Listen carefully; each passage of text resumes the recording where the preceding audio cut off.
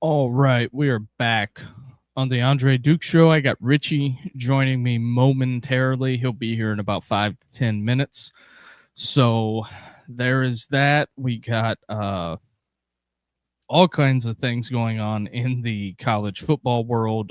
Me and Richie are going to go over Big Ten championship, SEC championship, the ACC debacle, Notre Dame stuff. You have the Utah stuff going on. Is bowl season dead? Just a whole host of um, topics we got going on tonight. Also, if you're new here, first time watching the program, do us the biggest favor, hit that like and subscribe button. That helps us a ton. Also, we're going to talk about the Heisman. Also, Army, Navy coming on tonight. Or not tonight, but Army, Navy. We're going to talk a little bit of that going into it. Kenny Dillingham's comments. A lot of moving parts, but yeah. Do us the biggest favor, hit that like and subscribe button. Help us grow the channel. That helps more than anything. So we'll get right into it. Richie will be here in about 5 minutes. Utah, I guess, is going to take this private equity deal for $500 million. I don't see where there's a positive, but I guess the people at Utah and the powers to be that are the decision makers are going to take the private equity deal, which to me seems very risky. So there's that. Also, we're going to talk playoffs coming up. JMU, Tulane, big time dogs.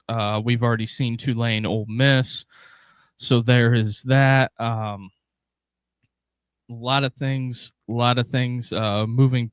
A lot of moving parts with this private equity deal. I guess it's supposed to raise $500 million in equity or cash that Utah will have access to. I find it kind of bizarre, but I don't know how the not a ton of details have been released, but I guess they're nearing the landmark deal. Allegedly, the new for-profit company would have a handle in ticket sales, sponsorships, and other revenue areas. So if I'm going to go out and make a statement, they're basically going to turn their finances over to a private equity firm, and the private equity firm is going to boost their balance sheet by, I guess, injecting cash into it. And I guess this deal could boost funding for facilities, and also other various things going on at Utah. So that's kind of, I guess, the bare bones of it. I think that it just kind of is what it is. That is what they are turning college athletics into. They're turning it into a full-on business, and it's just craziness that it's kind of got to that. For the longest, I didn't think that it would they would let private equity in because private equity does not lose money. That's kind of my thoughts on it, but I guess we will see how that works out. But at the end of the day, I think you're going to see a lot of tribalism with these universities trying to boost their own funding. That's why I think the conference model is next on the RIP sheet.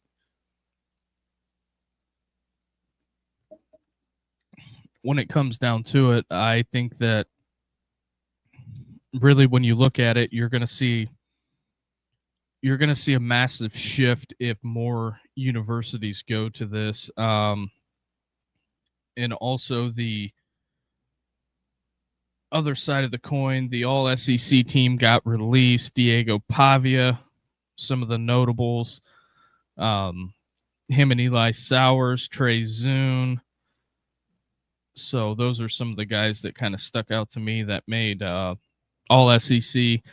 I think it's kind of inevitable that I thought Pavia would be the all SEC quarterback up for the Heisman. Just some of the things that kind of shake out on that side of it, but there's kind of that. Turn the attention over. I'm saving the some of the bigger topics, but also the most watched FBS teams this season: Alabama, Texas, Georgia, Ohio State, Oklahoma. Oh, he's in the building.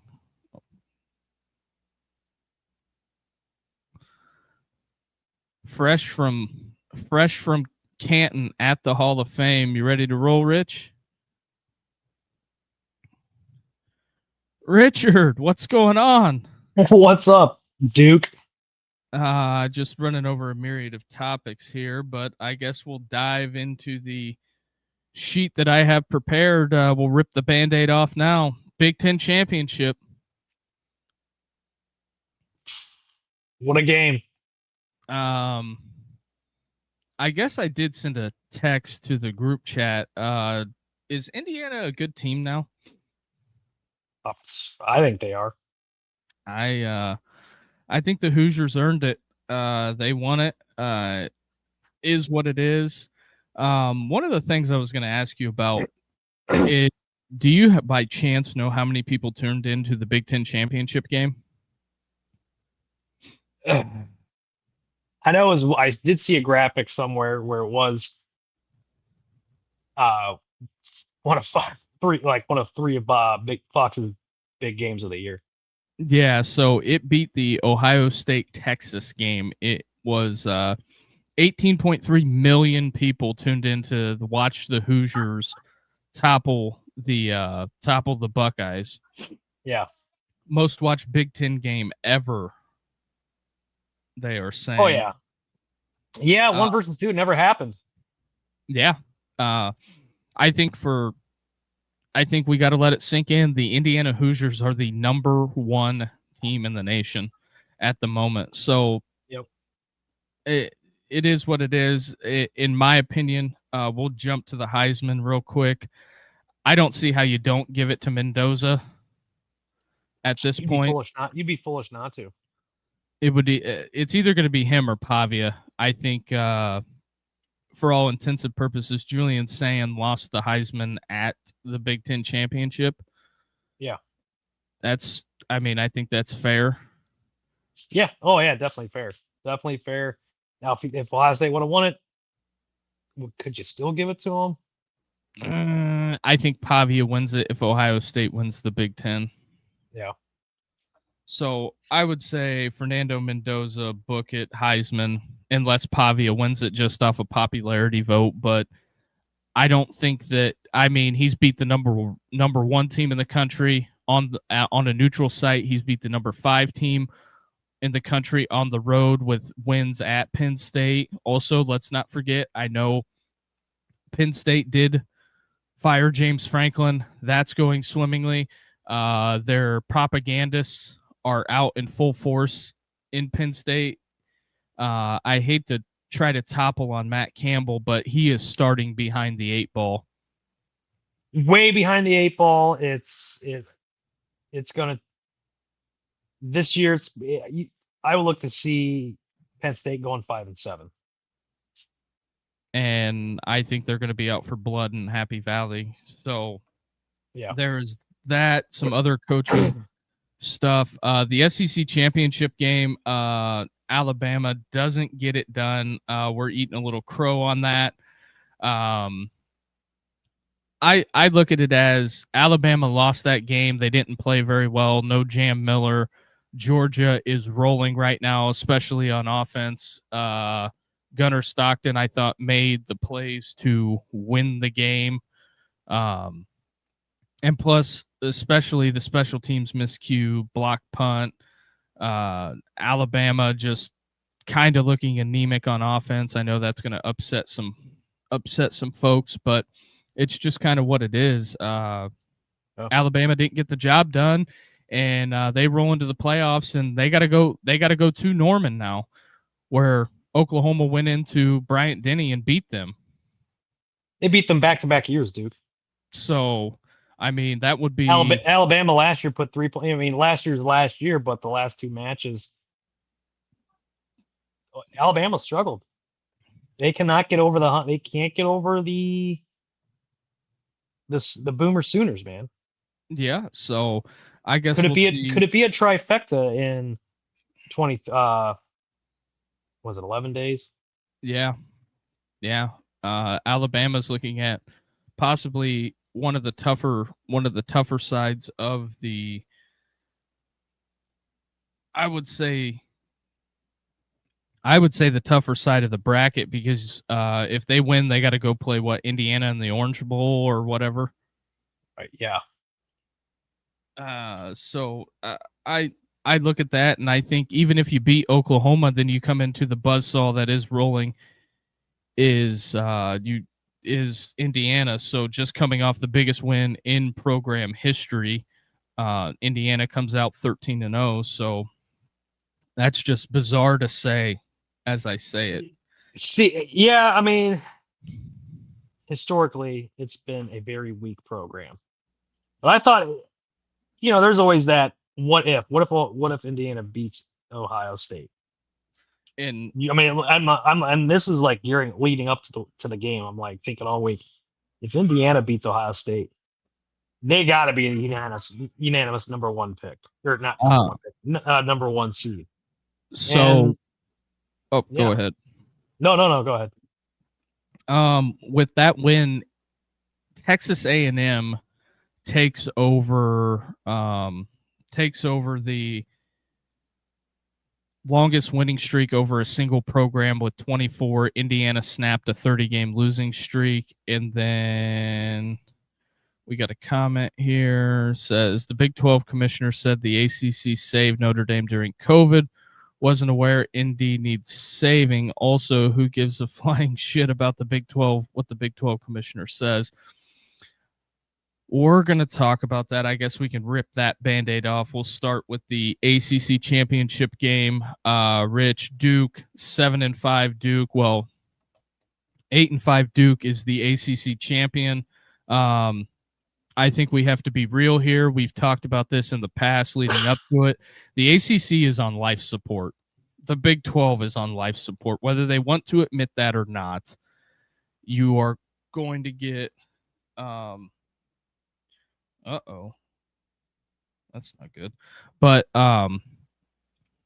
so that's just kind of where we're at. The Duke's your ACC champion. Miami goes 10-2 and can't even play for it. They get in the playoffs, whatever. I guess we'll rehash the Notre Dame stuff. I gave some thoughts on it yesterday. Also, Paul Feinbaum gave some thoughts on it yesterday too. I think that you're going to see a cataclysmic shift. Paul Feinbaum, not his direct quote, I'm paraphrasing, but in a roundabout way, he said Notre Dame is crying, blah, blah, blah, blah, blah, whatever, and they're going to take their ball and go home. I know Dan Dockage said some stuff. It's different for people that live in the state. Notre Dame, it's going to be tough, but there is a arrogance there that they think that they don't have to listen to anybody, and they did take their ball and proverbially go home. But at the end of the day, Bavacqua came out and made the comments that he, thinks the ACC torpedoed their campaign, whatever. I mean, that's his opinion and he can stick with it. But regardless, I turned the attention to Notre Dame's schedule in 2026. I'm just going to read it for you, and you tell me, what are you doing? Because they also have an MOU signed to where if they're one of the top 12 teams, they have to put them in. That is signed by the College Football Playoff Committee. And all the other conferences signed off on it. So as we get to it, their schedule next year, they play Wisconsin at Lambeau Field. They play Rice at home. They play Michigan State. Who the hell knows what they're going to look like under Pat Fitzgerald, taking over right now. They play Purdue. They play at North Carolina. They play Navy. Not going to give them a whole bunch of mess on Navy. They play Miami, Boston College, which had a losing record. They play SMU. Then they got to go at Syracuse, had a losing record. They play Stanford, losing record. And then they got to go on the road to Southern Cal. Out of their 12 opponents for next year, 4 of them have winning records. And you're telling me I try to be on the fence with this. I have done the Notre Dame quote unquote defending. I can't defend that schedule. I can't do it. It's a very weak schedule. It is weak. Outside of Miami, SMU, and USC, you don't play anybody. I think it's time. I think it is time. I'm done with the ACC flirting. It's getting. Go ahead. My opinion, put the other sports in the Big East because it's economically feasible. They match up well. Yep. In other sports, basketball, baseball, put them in the Big East and put the football in the SEC. Let's just stop messing around. Take North Carolina and take Notre Dame, and let's just do it, because I know there's schools that in the ACC that won out. Clemson, Florida State, Miami, they all won out. Let them go to the Big Ten. You take North Carolina, and you take Notre Dame for the SEC. You probably have to rework some stuff. Then there's no more independence there's no more funny business. We don't have to mess no more funny, no questioning, no this, that, or the other. Who's on your schedule? It's I'm half and half. Because it's Notre Dame. Notre Dame's traditionally, they played whoever they wanted to play, but yet at the same time, everybody's joined a conference. Everybody has a conference. But here's the thing. Notre Dame's schedule used to be stacked. It used to be Penn State, Nebraska, Miami. It used Michigan. To be they programs. Yep. Tell me where I'm wrong. They used to play a national schedule that is premier programs. And if you're not going to do that, they've always played Purdue. Okay, I'll give you that. Michigan State under D'Antonio was good. But you have the AAC. Okay, you can call Rice a cream puff game. Wisconsin, for some strange reason, agreed to play them. And then Navy's on there, not an issue. North Carolina, I'm sorry, the Bill Belichick experience has it's bad. It's done. It's bad. Terrible. I think what you've seen this year, it'll probably look like that next year. I'll go out on a limb and say that's it. Joe pops in. Purdue was good when you guys were young. That is true, Joe. That is true. They did with the Big Ten with Drew Brees when they were out in the early 2000s. Purdue was respectable when they had Joe Tiller, and then when they pushed Joe Tiller out, that's when the program completely fell apart.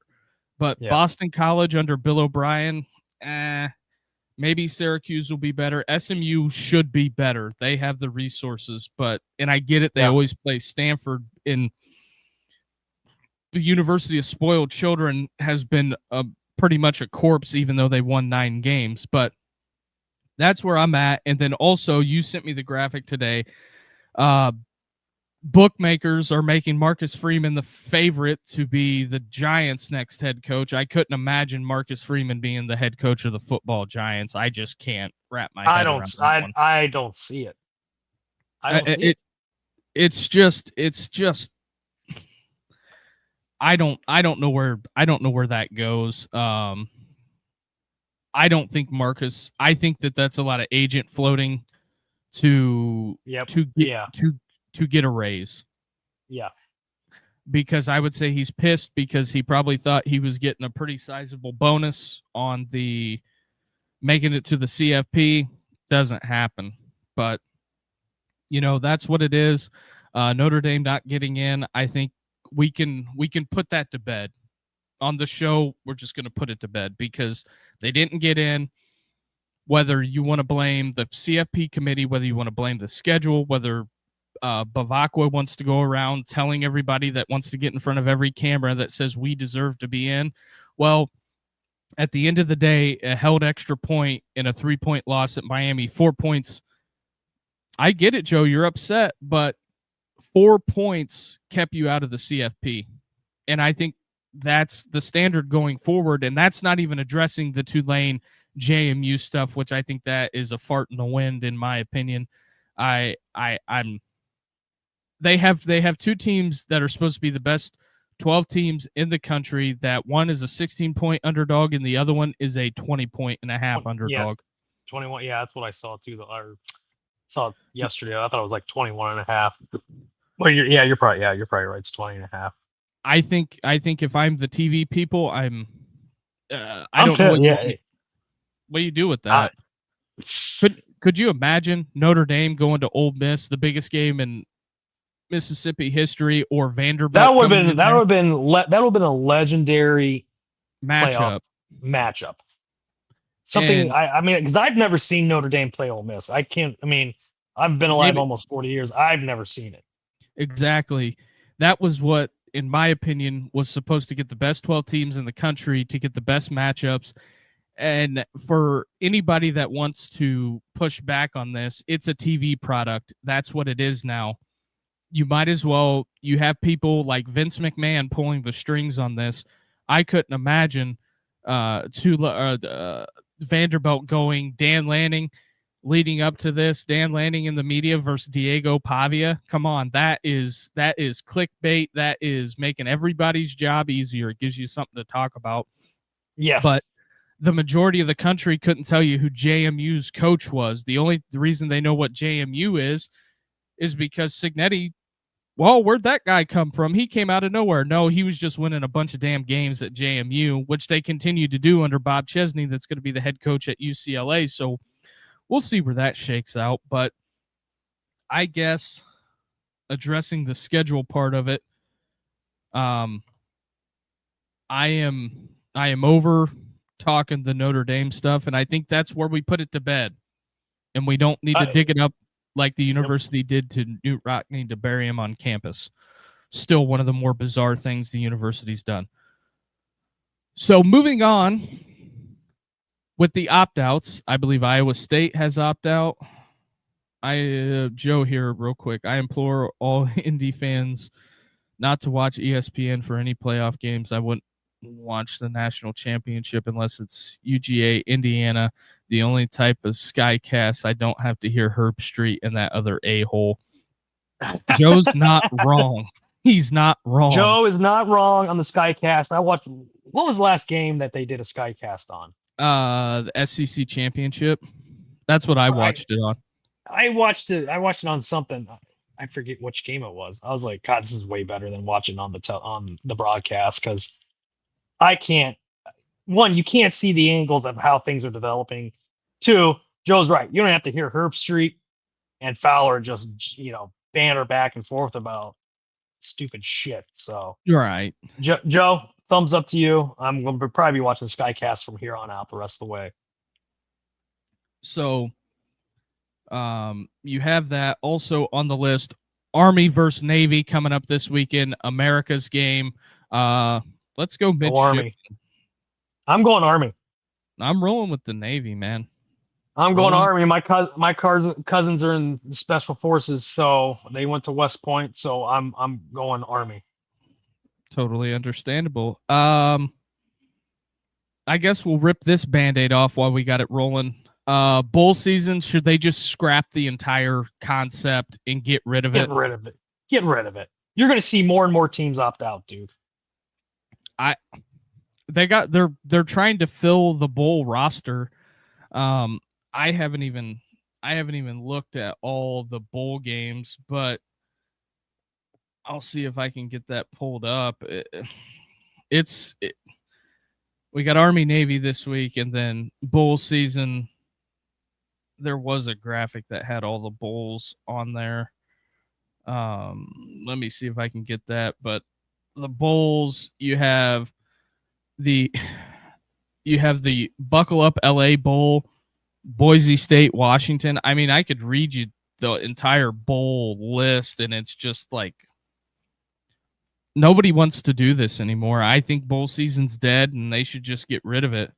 That's the sad part, because you have that 2-week layoff, and then you start out. It was always, from what I remember, the New Mexico Bowl. That was the first game of bowl season. Mm-hmm. So there's where I'm at. Joe says, "Hey Bama, Reese Davis, you didn't yell about Bama, Florida State in the same frame you yelled about Notre Dame, Miami." Yep. Aired it 13 times in a week before the final ranking. He does. Joe's got a point there. Florida Great State. Point. Great point.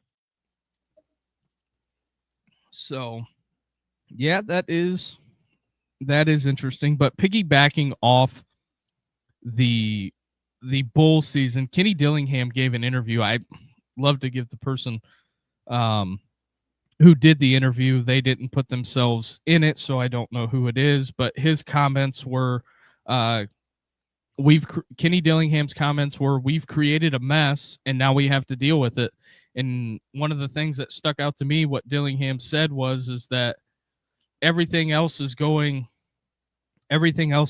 south, but the dollar signs are trending up. Like I said in the beginning of the show intro, we have Utah taking a $500 million private equity deal. Rich, it's going to get weird. It's going to get weird. I don't think that it's going to shake out like maybe they are wanting it to, but they have created a mess. And then also, not going to let Feinbaum off the hook here. He said there was there was a ton of Notre Dame crying. He criticized the program, wanted to criticize it because it's a great institution, the blah, blah, blah, blah, blah, blah, blah. Okay, that's fine. That clip aired. I bet you in a week's time, meetings happen, and I bet Feinbaum shuts up about it. I bet they mention no Notre Dame stuff on any of the playoff broadcasts going forward. I guarantee you they don't. Because they're going to get told to shut up about it. Because you're going to lose viewers. And you're going to stop. They're going to tell them, stop criticizing them. That's what's going to happen. Kind of like the propaganda machine that went on for Lane Kiffin about how he should be able to coach the playoffs. But that leads us into our next segment. I think we're going to take the Lane Kiffin LSU stuff and put that in a box and bury it in the courthouse lawn until we see what the product looks like down there in Baton Rouge and what Notre Dame looks like next year. So I feel as a college football program, we should talk about what's relevant. Ole Miss is relevant. Dave Portnoy says that Pete Golding, the new coach at Ole Miss, they watched his little video that they did when Keith Carter announced him and said that's the most uninspired coach I've ever seen. Well, I have news. Do I think the Pete Golding hire is going to 100% work out? We don't know. We don't know if it's going to work out to 100%. But at the end of the day, if you watched one of his interviews, he says, I'm here to coach football, and I'm not talking about going to do hot yoga and doing all the other pretty much, I'll go ahead and say it, lame-ass shit that Lane Kiffin was doing down there, especially with the dog juice. The dog doesn't deserve that. I'm a dog owner. My dog lives with me. Somebody else isn't taking it out hunting. Just, it's an absolute farce and a joke. I'm not going to 100% say that Pete Golding's going to be the superstar, all-star hire of the world, but at least you're not going to have the media circus. A circus. Lane Kiffin turned Ole Miss into a circus. A complete circus. Into their best season going forward. And I don't think it was fair to the kids. Nope. Ole Miss is one of the programs that I follow really closely. And obviously I know people that live down there. And some of the reports and stuff that just came out is an absolute joke. I commend Pete Golding for stepping up to the plate. Keith Carter did an outstanding job. He made a decision going with it. Pete Golding isn't going to grab your headline like Kiffin is and make it this flash and pizzazz. Like when he said, "Get your popcorn ready," and proceeded to get his ass kicked by 21 points by Nick Saban. So I don't think you're going to get those type of comments out of Pete Golding. I don't think you're going to have cryptic coach speak. I think you're going to get a straightforward ball coach. That's just kind of what the temperament that what I've seen of his media stuff that he's put off. And I think it's a hell of a thing that Ole Miss is giving the guy a shot. And I mean, to follow Kiffin, it's going to be tough. I mean, Kiffin won, 55 games, I think, in 6 years. He's won a lot, and Lane Kiffin won big, but also at the end of the day, he tried to burn the house down at the end of it by stealing the assistants. And I don't think we've heard the end of that saga yet. I think there's got to be more to it, Duke. Got to be more to it. There's going to be a ton more to it, and some of the guys that come back to Oxford might just say, "Hey, I don't think that we want to go back to Baton Rouge, and we just might stay because we like it here and we like what we've built here. We're just not going to turn around and leave it." Some people also, on the same token, don't necessarily want to completely abandon what they've built. And I don't think those guys are wrong for that if they don't want to go back to Baton Rouge. And also on the Kiffin side of it, them guys are grown-ass men and they can do what they want. You may call it career death, but at the end of the day, if they decide they want to go and die on the sword because of what they put all that time into at Ole Miss and want to stay, with Pete and give it a shot instead of going to Baton Rouge, to where I don't think Lane Kiffin completely understands what he signed up for. It's in Baton Rouge. They call it Death Valley for a reason. We've heard stories. Oh yeah, of how nutty the fans are. Now I wouldn't say nutty. How that game day atmosphere is at night at Death Valley. Batteries get thrown at you. Well, that was like when they played Ole Miss. The student section was throwing those light up wristbands at the players when Ole Miss scored. And I don't think he knows exactly what he signed up for. It's going to be interesting. I could be dead wrong. Maybe he could win big like he did at Ole Miss. But I'm just telling you, 10-3 and not making the playoffs ain't going to cut it in Baton Rouge. It ain't going to cut the mustard. Them cages, they're going to be coming after him like the people in Bama with DeBoer. Oh yeah. If DeBoer didn't make if DeBoer didn't get if Bama didn't get in the playoffs, they would have been talking about firing him. Do I think they would fire him? No, but do I think the seat would get hot? Yes. Oh, definitely. In Baton Rouge, I mean, there's a lot of talent that has come through Louisiana and been been successful in the pros. And the thing with LSU, like it's nuts. It's nuts. It's always like in the SEC, it's always been Bama, Georgia, LSU. It's always been one of those three teams. Yep. And if with this past year with how they played and their previous coach, he ain't getting it done. Oh, it's like we'll get our popcorn ready. How about that? Yeah, like Jerry DiNardo interviewed Urban Meyer. You can think whatever you want of Urban Meyer. It is what it is, but Jerry DiNardo asked Urban Meyer in an interview that he did recently on Big Ten Network, and I think this is it goes for all coaches. And he specifically, which I think this was a pointed question, pointing because, Jerry DiNardo, former LSU coach, ran out of town down there. He asked him, what is your biggest thing whenever somebody calls you for advice that takes a new job? And Urban's blunt answer is that you have to build a culture, and you have to take every available moment in talent acquisition. If you're not trying to acquire new talent, you are going to lose. He didn't say lose, but he just said that's what you got to do, aka you're going to lose. Yeah. So there's that. Also, keeping it in the SEC, seen a lot of grumbling coming out of Lexington about Mark Pope. Kentucky is 5-4. Kentucky basketball is 5-4 with blowout losses to Gonzaga and Michigan State. It ain't going to get any easier when SEC play starts. Oh no. So I don't know. And Calipari, he's down in Arkansas, right? Oh yeah, I seen one radio host in Arkansas. It was on Instagram. They said we should send all the Kentucky fans Christmas cards. Thanks for sending us Calipari. I don't know. Yeah.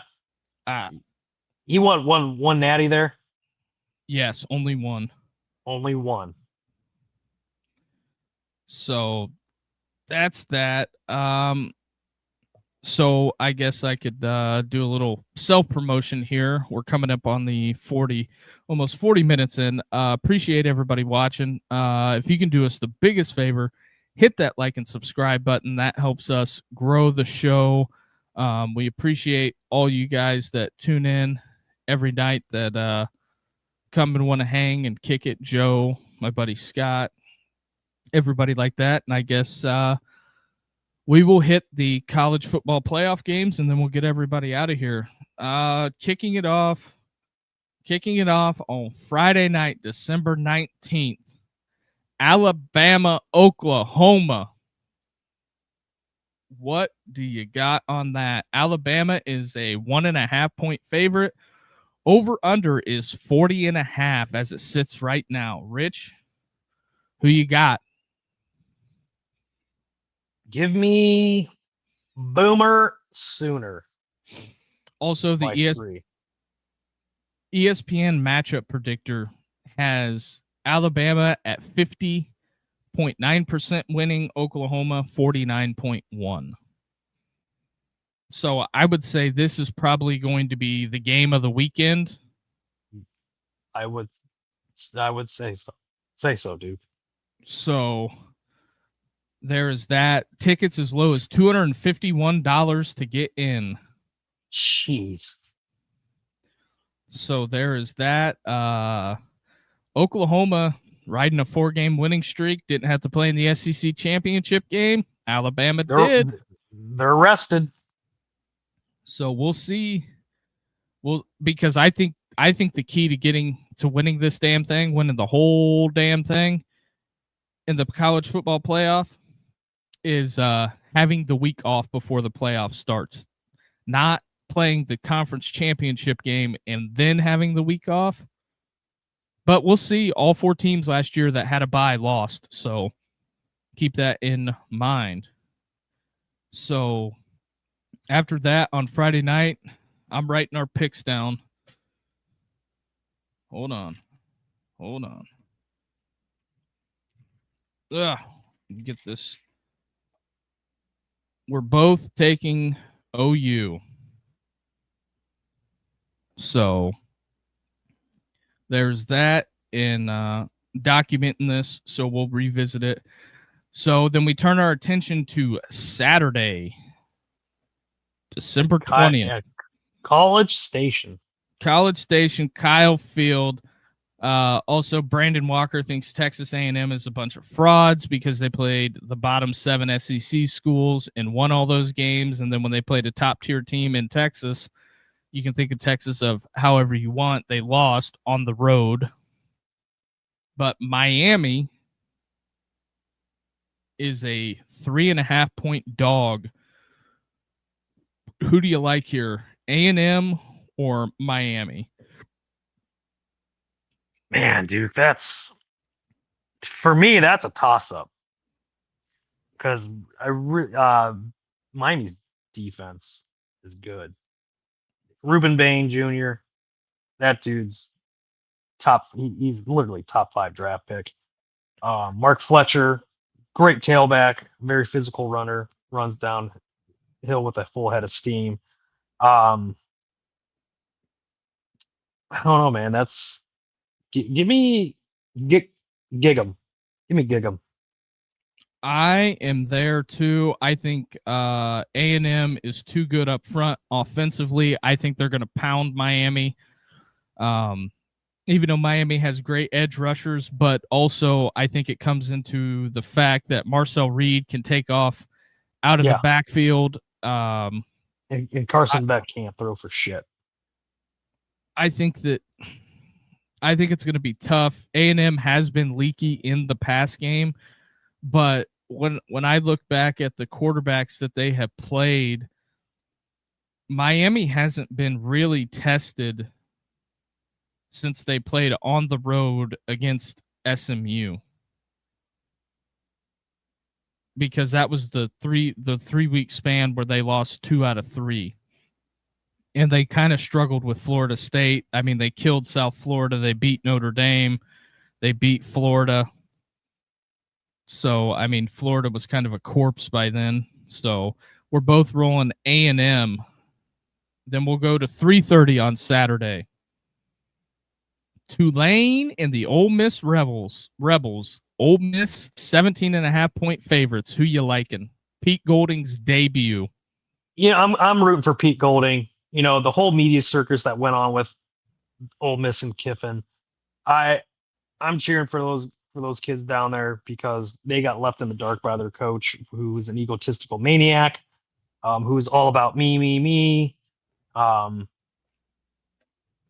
going Rebs, man. I'm with you. I'm riding with the Rebs too. Opened at a 16.5.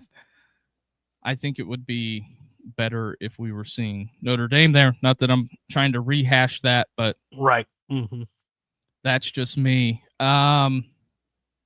We will go to Saturday night. JMU on the road at Outson Stadium. Who do you like? Oregon's good. Very good. Dante Moore. I thought he was a front runner for the Heisman this year. They're fast. I mean, they're fast, and they're playing at Outson Stadium for one of the very toughest places to play. Give me the Ducks, man. I hear what you're saying, but at the end of the day, I don't think Tulane has a shot. But do I go against the grain here and ride with James Madison? I was going to pick him, but I'm like, I can't go against Stan. Yeah. Can't go against Stan. Got to ride with Oregon. Although, if you told me that JMU only loses by a score, I would not be shocked. Also, the winner of that game gets Texas Tech in the Orange Bowl. The winner of Alabama, Oklahoma goes to the Rose Bowl with the Big Ten. Ole Miss Tulane winner goes to Georgia in the Sugar Bowl. And then Miami A&M, they go to the Cotton Bowl. And I'm just telling you, that's not going to be a neutral site game. if A&M No. wins. That is going to be a pro Aggie crowd. Pro Aggie, big time, because they travel well there, especially whenever they used to play Arkansas in the what was that, the Lone Star Showdown or something. They used to play at Jerry World. I think Rich might be frozen.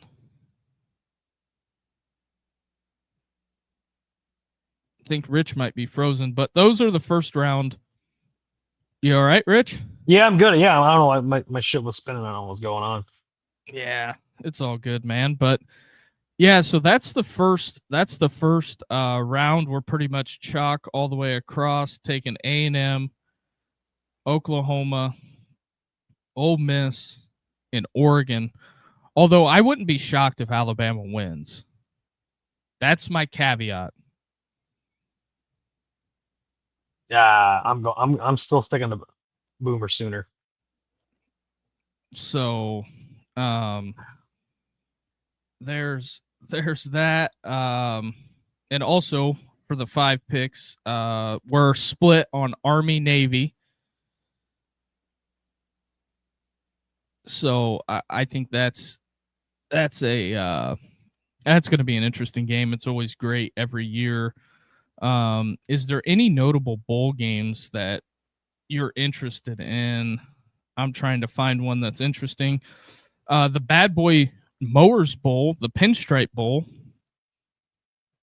Penn State, Clemson. Any interest? You turning that one on? Sure. I also think another interesting one will be the Kiners Texas Bowl. LSU takes on Houston. That would be something I would. You know what's going to be a good one is the Xbox Bowl, Missouri State versus Arkansas State. A very underrated matchup, Duke. Leads me to believe something here. Remember when they made a big deal about JMU not being able to go to a bowl game? I think it was Signetti's last year because they did the transition over to Division I. I think I kind of remember that. Because Game Day went there and they kind of campaigned and the NCAA said, no, we're not going to do it. Yeah. The old Google machine will fill you in on that. But yeah, I'll have to look into that. Yeah. I think the Pop-Tarts Bowl has a chance to be interesting. Georgia Tech, BYU, I think both those programs will play hard. I think they'll play hard for Kalani Sitake. Well, the day after Christmas, what I'm looking at, what I got circled on my radar is the Game Above Sports Bowl. This is essentially a home game for Central Michigan. Ford Field, 1:00. Yeah. Mississippi State's going to a bowl game at 5 and 7. Hey, everybody gets a participation trophy. Yeah. I don't know. They're going to have to rework this whole bowl system. Yeah. That's just where I'm at. And then the second round games are New Year's Eve and January 1. And then quarterfinal games January 8th and 9th. Chick-fil-A Peach Bowl and the Verbo Fiesta Bowl, and then the national championship is 10 days later. Don't know who we'll see yet, but I think this is a interesting field to say the least. There's 2 teams that I think don't deserve to be in there, but it is what it is. But at the end of the day, Rich, we don't get to make. We don't get to sit in that committee room and make the final say. Well, they're far superior to us, but also sometime you should go read the bios of the people that sit in that room and what we ended up. Do they even watch football is the thing? Well, they watched it conference championship weekend. I think that's the only time they watch. Yeah, I didn't watch the whole body of work. So, speaking of body of work, we'll do this quick. BYU's official Twitter account put this out. Objectively, how do you defend this? It's the strength of schedule basically Miami lost to 2 8-4 teams. BYU lost to number 4 Texas Tech on the road in the Big 12 title game. And then Notre Dame lost to a 11-1 team and a 10-2 team. That's Make it make sense. Make it make sense. So there's that, but also I will say at the end of the day, you have voted for this. Also, the other side of the coin, Charles Huff from Southern Miss is the new Memphis head coach. The guy from Marshall is going to be at Memphis. And I was going to ask you, you pay attention to more of the Ohio State media now than I do. What is the stuff going around Heartline, Ryan Day? It seemed like they all got weird about that whole thing leaking, that he was going to be the USF head coach. Why were they all not up in arms, but it seemed like they were tense about it, like they didn't want anybody to know that he was leaving. Was it that I haven't heard anything from the Buckeye media. I haven't really listened to anything. Could be for distractions. I mean, last week, I mean, not to make excuses, signing day, and then that got out about Brian Hartline. I could see why they wanted to keep it close to the vest and not get it leaked out, because there was a bunch of other fires they were trying to put out and get kids signed. But Hartline's down there. He's down there in Tampa right now. Also, yeah, that's true.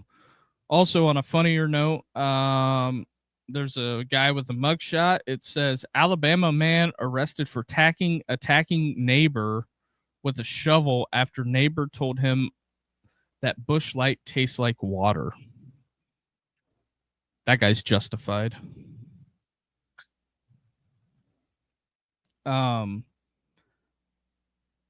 Yeah, there's also a lot of stuff going on. I guess there's shirts going around that's got the CFP date. It's a Ole Miss Tulane shirt. It says Tulane versus no lane. That's going around. Very, very interesting, to say the least. And then somebody also broke down the Alabama stuff. It has Alabama beat 4-8, South Carolina by 7. They beat 5-7 LSU by 11. Lost to Oklahoma at home.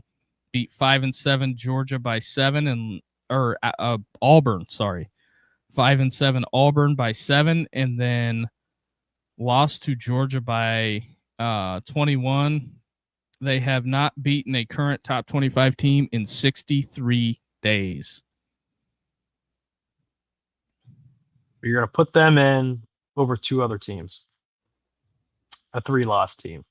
Gotcha. Yeah, and then also Peter Bavacqua, another comment that I seen that I found interesting. We had one of the most dominant 10-game runs in college football history. And then the comment below it says, did you look at the teams you beat? That would be Stanford, Syracuse, Pitt, Navy, Boston College, USC, NC State, Boise, Arkansas, and Purdue. Not forward leaders of the college football world. That's kind of some of the stuff that's going on. I don't know the USC people, like we had brought up the schedule. It would have been more interesting. There's people that have graphics out on a 16-team playoff, which I totally agree with. I will read those last 5 minutes and tell me where you disagree. Indiana plays USC. Alabama, Oklahoma stays the same. BYU plays Oregon. Texas Tech plays Texas. These would be all home site games. Georgia plays Vandy. Notre Dame, like I said, would play Ole Miss at Vaught Hemingway. Miami A&M stays the same, and Ohio State plays Utah in the horseshoe. And then this is how they have it formatted. The Rose Bowl would have the winner of the first 2 games. The next 2 games would be the Cotton Bowl. And then on the other side of the bracket, the next 2 games would be the Sugar Bowl. And then the next 2 games would be the Orange Bowl. And then the semifinal games would be the Peach and Valero Bowl. And then you have the national championship. And then every big team is in. Everybody that was crying gets in. They're happy. Yep. But that still doesn't stop it from the 17th team that didn't get in wanting in. Yeah. Yeah. That's kind of where I'm at. Also, Funhouse tweeted this out that I found interesting. In 1982, Indiana football coach Lee Corso says it's definitely possible to win a national championship in Bloomington. It only took 43 years later, and we're here now. Yeah, what took so long? If not that I'm stumping for anything, even though I'm not the biggest ESPN person. Would you be opposed to, if Indiana makes the national championship, bringing Lee Corso back for 1 game? I wouldn't. Why not? I mean, I wouldn't oppose it. Why not? I think him going on game day one last time, even though he's retired, if Indiana makes the national championship, I think Lee Corso should come back to game day. I agree. I think you have to. Coach Corso has been a staple in the college football world. He's a household name, dude. I mean, and somebody in like people in Bloomington, they have been so waiting for this. Waiting for this. I mean, they've gotten beat on every year after year after year, and now's their time. Now they're going to try and show what they can do on the national stage. I think and why not bring Coach Corso back? Right. And I think it would be great for college football. Some people would probably disagree, but it would be my open my thing. I'm not a program director. I mean, I run this show, and we're just a little football show that could at the moment. But yeah. I think that bringing Corso back for one last pick, I think would be fitting for him to be in the building. And also, the past Indiana head coaches that came before Signetti that just couldn't get it done. And I think this is a testament. Oh, wow, BYU just hits a game-winning shot. But I think that, there's that aspect, but I think Corso coming back for one final game would be unbelievable. And I'm gonna stump for it is every show as long as Indiana keeps winning. I think we'd be the first ones to take the line and stump for it. One time. Pound the table. Yes, we are pounding the table. Also, before we close the show,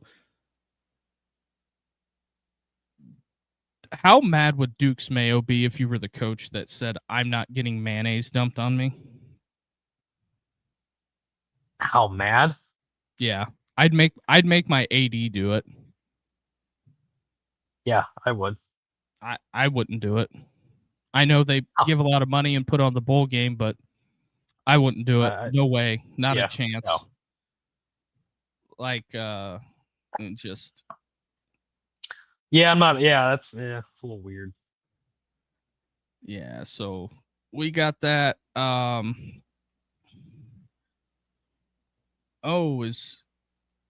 Did they release the Hall of Fame class? I don't know. I was just there. No, no. college football. Class of 2025. Urban Meyer got inducted. Michael Vick is inducted. Isn't that down in Georgia? Yeah, it's in Georgia now. Michael Strahan. Where'd he go? Savannah State? No, he went to Texas Southern. Texas Southern. I couldn't think. Wow. Looking at the first college football rankings, the CFP rankings versus the ending, very, very fascinating. Ole Miss literally stayed at 6.